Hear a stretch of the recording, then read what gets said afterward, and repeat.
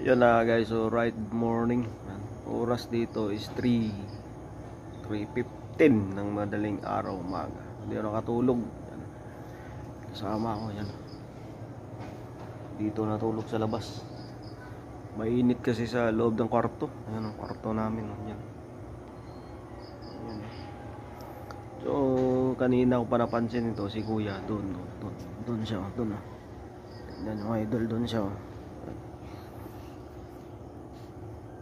Sa dulo. Kanina ko pa napansin yan. Nagdidilig.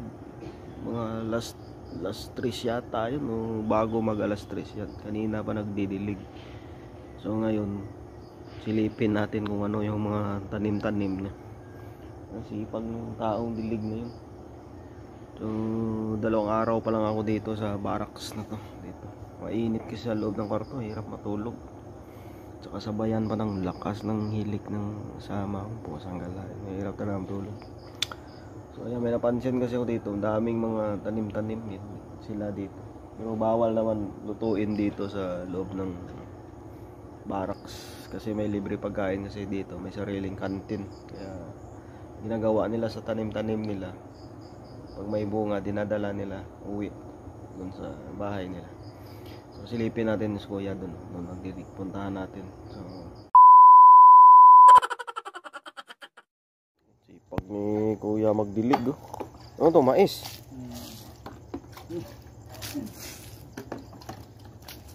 Bakit malaki na yung iba, no? Ito, mais. Patay na. Patay na. Tapos yung iba maliit. Mamatay na din ako. Kanina pa kita napapansin eh. Plus 3 kaya yata nadidilig. Tagal na nga, hindi ko nadidiligan. Kaya lang, Plus 3 ng madaling araw, nagdidilig na si kuya. Ito yung tao masipag. Boss. Yung kamuti niya. Tingnan mo. Yan, no? Ito siguro yung kamuti na yung kamuti na yung tawag doon, yung may laman.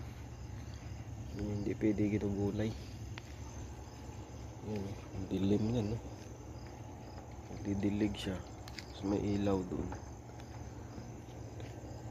Yan. Dami siyang tanim. May talong pa siya dito. Kanina ko pa yan napansin, mga bandang last 3 yata. Sa'yo lahat to, boss, tanim? Itong talong pa, no? Doon pa, mga talong. Doon, sa'yo din yun. Yan ang mga tanong din. Tapos ayan mga sili na maanghang. Marami kang tanim din sili niyan. Oo. Dapat mahaba yung hose mo. Para hindi ka na mahirapan. Hingiram mo yung host ko, yung nagdidilig ng doon. Hindi naman binalik niya hanggat niya nawala na. Yan yata, mahaba yata hose Binili niya. pa naman yan sa akin, sir. Ala. Ito yung Nakita ako nga. ito yung ano. Ito yung mais. Pinahiram ko sa kanila, hindi naman na-impress na iba. Hanggat niya nawala na. Ito yung mais maliit. Tapos yung ibang mais doon malaki na. Yan si kuya, magdidilig. Silipin natin yung tanim niya iba dito. Maaga kasi ako nagising idol kasi hindi ako makatulog. Yung kasama ako kasi lakas umilik.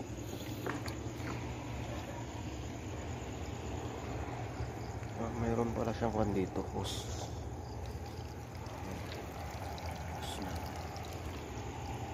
Marami siyang tanim dito. May sili, may saluyot.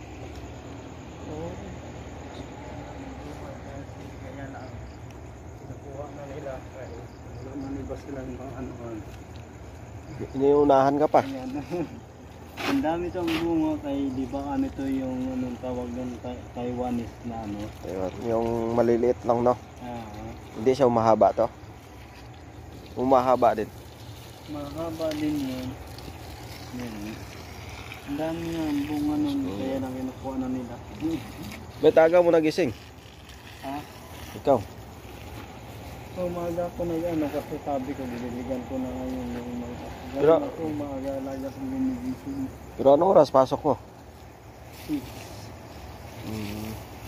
Ako maaga ako magising. Lakas kasi umilik yung kwarto ko. Ha? Lakas umilik. Hindi ako makatulog. Lakas umilik. Oo, ganun talaga kapag may katabi ka na mahilig.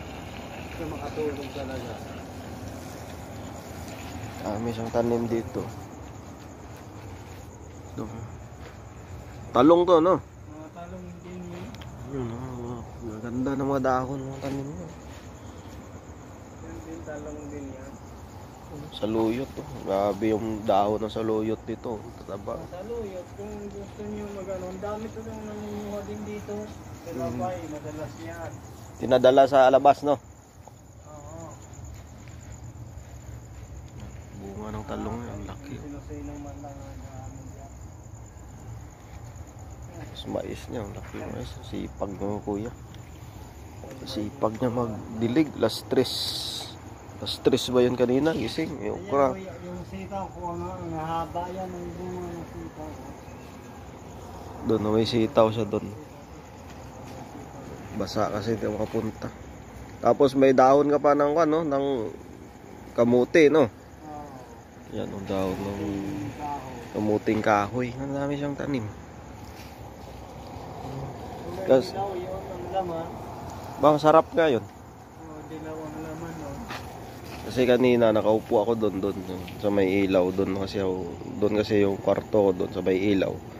Tapos napansin ko kanina maaga sa nagdidilig. Kaya pinuntahan ko.